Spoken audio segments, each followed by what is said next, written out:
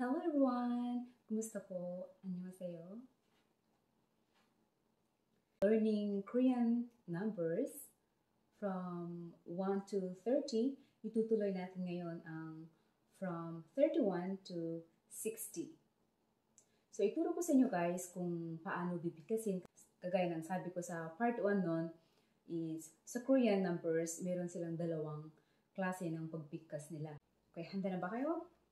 준비되나요? Okay. 31, 32, 33, 34, 35, 36, 37, 38,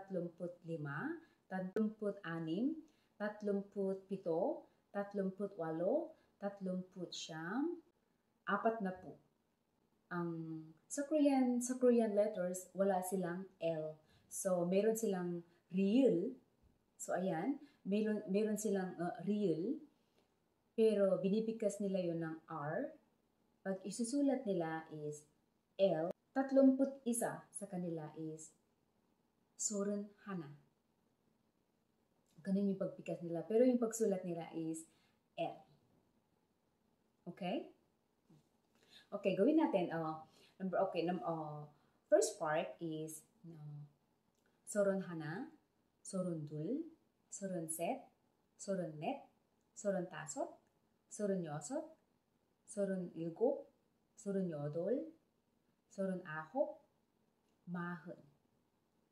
Second part naman, Samshibil, Samshibi, Samshipsam, Samshipsa, Samshibo, Samshimnyup, Samshipchil, Samshipal, Samshipku, Saship.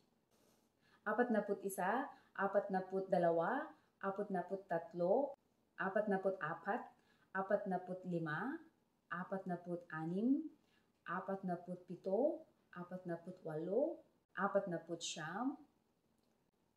50. Mahon Hana, Mahon Dul, Mahon Set, Mahon Net, Mahon Tasot, Mahon Yosot, Mahon Ilgop, Mahon Yodol, Mahon Ahop, Shwin.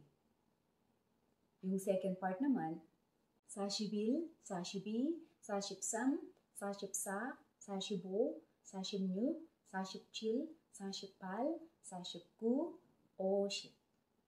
51, 52, 53, 54, 55, 56, 57,